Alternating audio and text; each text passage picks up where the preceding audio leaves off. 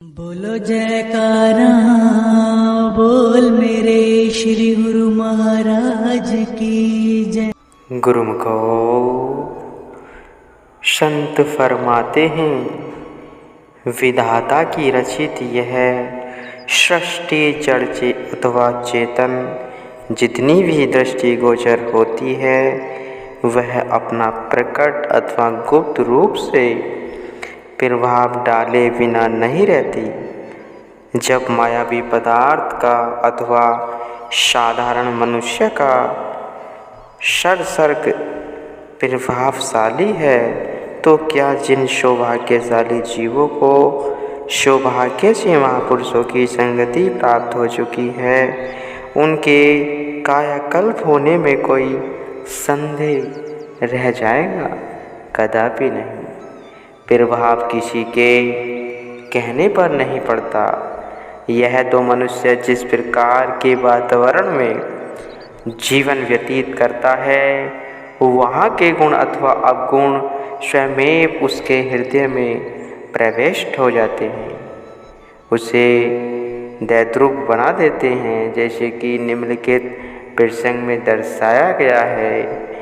एक महात्मा जी किसी स्थान पर कुटिया बनाकर रहते थे। एक बार एक साधक वहाँ पर आया और उनका सत्संग श्रवण करने लगा। शैने उस सत्संग ने उसे इतना प्रभावित किया कि वह प्रतिदिन ही सत्संग में आने लगा। एक दिन उसने महात्मा जी से प्रश्न किया, महाराज मुझे बताइए कि संतों के दर्शन एवं उनका सत्संग श्रवण करने से क्या लाभ होता है? महात्मा जी बोले, इस गांव के पास एक नदी बहती है, कल प्रातः तुम उस नदी पर चले जाना। इस प्रश्न का उत्तर तुम्हें वहीं पर आप ही मिल जाएगा। महात्मा जी की आज्ञा से जिज्ञासु प्रातः नदी पर गया। वहाँ पहुँचने पर उसे कुछ न दिखाई दिया। काफ़ी देर इधर उधर देखने पर उसे एक वृक्ष की शाखा पर कौवा और कौवी का जोड़ा ही केवल मात्र बैठा दिखाई दिया, जो उसी की ओर ही ताक रहा था। उस व्यक्ति ने सोचा, कदाचित अभी कोई आकर मेरे प्रश्न का उत्तर देगा, क्योंकि संतों के वचन अटल होते हैं। परंतु बहुत देर प्रतीक्षा करने पर भी वहाँ कोई उत्तर न मिला और निराश होकर वह जिज्ञासु वापस लौट आया। महात्मा जी के पास आकर उसने कहा, महात्मजन मैं आपकी आज्ञा अनुसार नदी पर गया था, परंतु वहाँ कौवे के जोड़े के अतिरिक्त अन्य कुछ न दृष्टिगोचर हुआ।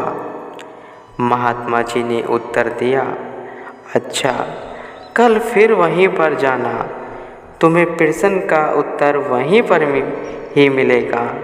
दूसरे दिन वह जिज्ञासु पुनः नदी पर गया। आज उसी वृक्ष पर एक बगुले का जोड़ा दिखाई दिया, अन्य कुछ नहीं। पहले दिन ही की भांति अपने प्रश्न उत्तर की प्रतीक्षा करता हुआ निराश लौट आया। पुनः महात्मा जी के पास जाकर कहा, महाराज नदी पर मुझे आज फिर उत्तर नहीं मिला। हाँ, एक वृक्ष पर बैठा हुआ बगुले का जोड़ा ही दिखाई दिया।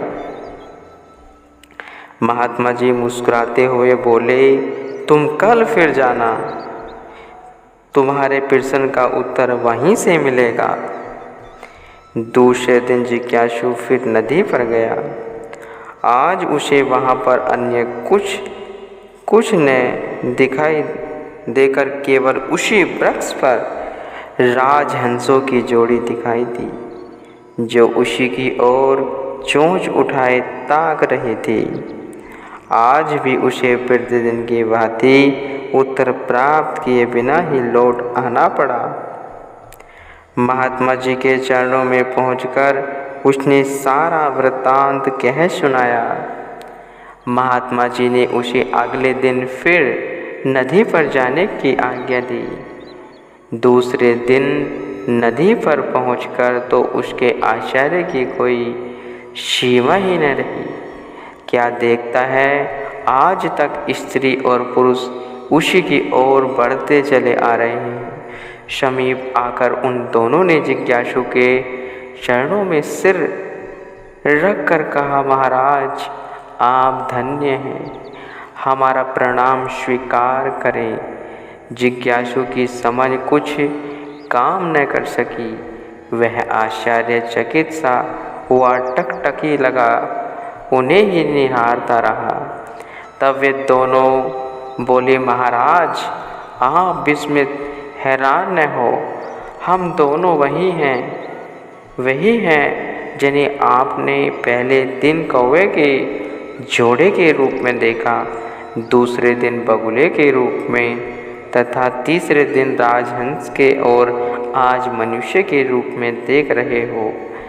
यह सब संतों के दर्शन और उनके सत्संग का प्रताप है। पहले उस प्रताप का प्रभाव आपके जीवन पर पड़ा और आपके द्वारा उस पुण्य का भाग हमें भी प्राप्त हुआ। अतः आप हमें उन संतों महापुरुषों के दर्शन व उनके पवित्र सत्संग में सम्मिलित होने का सौभाग्य प्रदान करें। अब उसे अपने प्रश्न का उत्तर मिल चुका था। जिज्ञासु उनकी यह बात सुनकर अति प्रभावित हुआ और उन्हें अपने साथ महापुरुषों के दर्शनार्थ ले आया।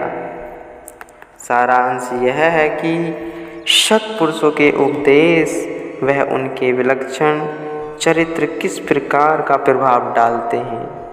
वह किसी से छिपा हुआ नहीं है।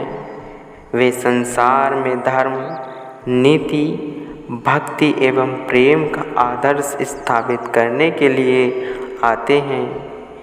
उनके दर्शन तथा स्नेह भरी वाणियों में एक प्रकार का रूहानी प्रभाव होता है और जो कोई निष्काम भाव से सुधार करने वाले इन वचनों पर आचरण करता है, उसके जीवन का सुधार होने में देर नहीं लगती।